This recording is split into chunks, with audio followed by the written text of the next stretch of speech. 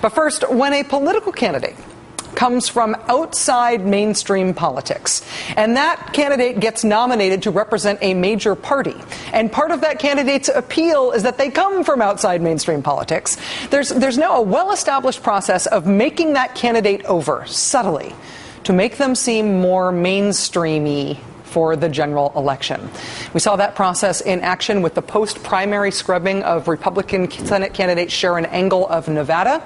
We saw that in the shut down all media access scrubbing of Rand Paul. And we're now seeing the same process at work with Christine O'Donnell of Delaware. If you go to Christine O'Donnell's campaign website right now, here's what you'll find. Victory in Delaware. It's a short article thanking the people of Delaware for making Christine O'Donnell the Republican nominee for U.S. Senate. If you look closely, though, you will see that the date on this article is September 11, 2010. The problem with that is that the Republican primary that Christine O'Donnell won did not happen until 3 days after that, on September 14th. So Christine O'Donnell's website is declaring victory in the primary 3 days before she won the primary. Spooky. How to explain the discrepancy? It could, of course, be the result of little hocus pocus, maybe? Eye of newt, toe of frog? The more likely explanation is that right after Christine O'Donnell won the Republican Party nomination, her official website essentially came down. The whole thing got replaced by this page, which prominently featured a big Donate Now button, and that was it. That was all that existed about her online for a few days until the new Christine O'Donnell website was unveiled. And when the new Christine O'Donnell website got unveiled, boy, things sure did look different. On the old campaign website, for example, there was this big list prominently displayed on the endorsements page, all sorts of Tea Party groups and individual activists who had officially endorsed Christine O'Donnell's bid for the United States Senate. The shiny new endorsements page looks a little different now. Scrolling through, you can find that very nice, giant, soft-focus picture of Republican Senator Jim DeMint. Also, there's one of Sarah Palin there, too. But many of the groups that are listed on the original endorsements page are no longer listed on the new one. You can dig around on the site and still find them, but they are not listed on the official endorsements page anymore. Who are they? Who's been moderate makeovered out of the Christine O'Donnell campaign? Well, there's this guy. My advice to the president is, in two good words, shut up! Woo! That fellow was Herb Dennenberg, keynote speaker at a recent event for the Independence Hall Tea Party PAC, an organization prominently listed on Christine O'Donnell's old endorsements page, but not on the new one. Here's some of the Independence Hall Tea Party PAC's other magnificent work. We will take a literal fight to every street and Capitol building in every state. We, the people of the United States, will gladly and with honor replenish that tree of liberty with the blood of new patriots in order to sustain that shade of liberty which protects ourselves and our posterity from the destructive heat of tyranny. And when he said, we will take a literal fight, he was contrasting that with a more metaphorical, like political fight. He means blood, literal fight and blood. So that's the group that didn't quite make the cut anymore on the new Christine O'Donnell website. One of them. Another group that got axed from her new endorsements page is a group called Catholic Families for America. See, here they are on the old Christine O'Donnell page, misspelled as Catholic Families of America. Apparently, as part of its endorsement process, Catholic Families for America has candidates fill out a 4-page questionnaire. The one for 2010 U.S. House and Senate candidates includes questions like, do you promise to advocate that judges who attempt to establish secular atheism as the state religion should be removed from office? Also, will you vote to protect the sovereignty of Latin American countries such as Honduras against takeovers by Castro Chavez leftists who are aided and abetted by our own president? So yeah, for some reason, Catholic Families for America did not make it onto the new and improved Christine O'Donnell endorsements page. We called them today to ask their reaction to the omission. They told us in part, quote, we were not aware of the change on Miss O'Donnell's website, but we are also not concerned about it. Campaigns make decisions, or sometimes simple computer mistakes. occasionally. We also asked them if they could provide us with a copy of Christine O'Donnell's completed questionnaire. We will let you know if they do that. And if we get that questionnaire, we will definitely let you know how she said she feels about protecting Honduras from Barack Obama's pending invasion. But Catholic Families for America shares something in common with a few of the yet further groups, yet more groups, who have been purged from the new Christine O'Donnell endorsements page. That organization, that Catholic Families group, as well as the Susan B. Anthony List Candidate Fund and the Concerned Women PAC, they're all anti-abortion groups. The way that the conservative resurgence has been marketed this year is as if it is all about fiscal conservatism. It's all about cutting government spending, getting the federal deficit under control, shrinking the size of the federal government, and putting all those divisive social issues behind them, uniting Republicans and conservatives on these fiscal issues and not dealing with those divisive social issues anymore. That's what the Republican comeback has been framed as. But that is not at all what we're seeing right now from the crop of Republican candidates who are getting elected as part of this conservative resurgence. As we mentioned last week, Christine O'Donnell is one of the many Republican Senate candidates this year who are moving one traditionally hot-button issue way to the right of where it has ever been before. Yes, there have been lots of anti-abortion Republican Senate candidates over time. The whole party, almost without exception, wants to make abortion illegal.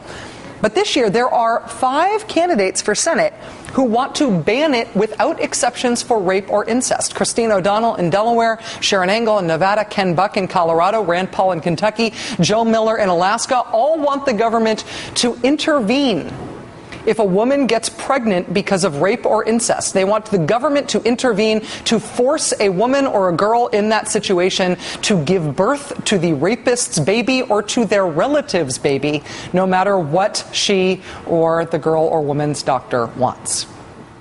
The culture war is back. Culture war issues are back in Republican politics this year, even though everybody said they weren't. And they're back in a big way. The right is now starting to admit it amongst themselves, even as the Beltway media has failed so far to catch up. We do not live in a world where an American leader can just focus on the financial ledger. A political party that would govern this great nation must be able to handle more than one issue at a time. We must work to create jobs and protect innocent human life and defend traditional marriage.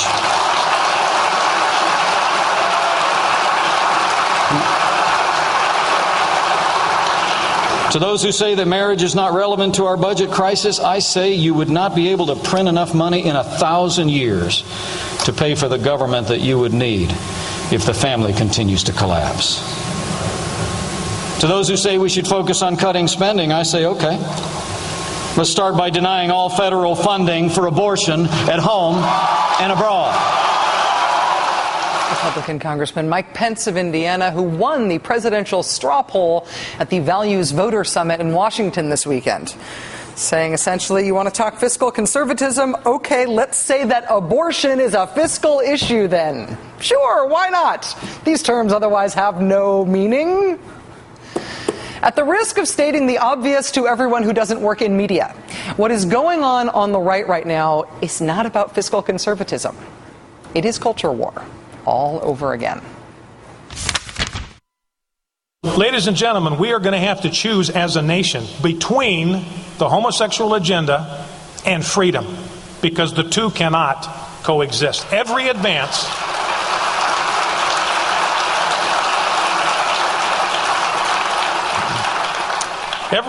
of the homosexual agenda comes at the expense of liberty, particularly religious liberty. The homosexual agenda and freedom cannot exist. In the last great era of Republican culture wars, it was the then Vice President of the United States, Dan Quayle, waging war on the TV show Murphy Brown for being a bad example of single motherhood. Remember that? It was Pat Buchanan's podium-pounding, blood-curdling call for culture war at the 1992 Republican convention. It was Republicans like Jesse Helms saying that AIDS is God's punishment on people who are gay because they are gay. It may be 2010 now and not 1994, but the same folks, a lot of them at least, are still around. And the same tactics are still being used. In 1994, when George W. Bush defeated Ann Richards to become the governor of Texas, he did it with the help of a whisper campaign about gays and lesbians surrounding Ann Richards. So you know, of course, Ann Richards must be secretly gay. Flash forward to 2010 and Christine O'Donnell's effort to defeat Republican Mike Castle. Mike Castle, who's suddenly besieged by rumors from folks connected to Christine O'Donnell that he's secretly gay. I think that that's a very tacky approach. I never said that Mike Castle was gay. I don't endorse putting out rumors that Mike Castle is gay. Are we talking about those rumors that Mike Castle is gay? Who said Mike Castle is gay? Did you say Mike Castle is gay? I didn't say Mike Castle is gay. Where might you have heard that Mike Castle is gay? Gay? Have you heard that? And it's not just the same tactics being used right now in many cases. In many cases, it is the same exact people using the exact same tactics.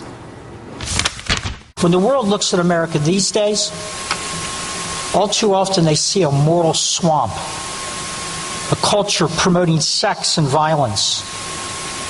No wonder our enemies think they can defeat us. This has been the equivalent of a cultural oil spill. It's not sea otters and ducks that are washing up on shore covered with gunk. It is our kids. We have to have the courage to tell the truth, and we have to have the courage to act on the truth. Our elites are wrong on the basic values that define America. We are allowing a brutalization and a degradation of children in this country, a destructiveness. Bureaucrats and politicians in Washington think they should decide what kind of light bulb we use, what kind of toilets we flush. They'll buy your teenage daughter an abortion, but they won't let her buy a sugary soda in a school's vending machine. A lot of the money that we're spending goes to things that we know will not prevent AIDS, but indeed will continue to spread the disease. When a lot of our money goes to distribute condoms in high schools, when a lot of our money goes to distribute material that is literally pornographic. The culture wars are back. In some cases, they never went away. People got jobs doing other things, raising money on culture war issues, doing some other stuff around politics, keeping a hand in. Now they've just been promoted to high-ranking electoral candidates again. Trading prayer in schools for mosques, trading Bill Clinton's a drug dealer for Barack Obama's a socialist, trading abortion restrictions for even more restrictive abortion restrictions, trading the gay agenda for the gay agenda, trading don't ask, don't tell for don't ask, don't tell. The culture wars are back. Someone hide the National Endowment for the Arts. Quick.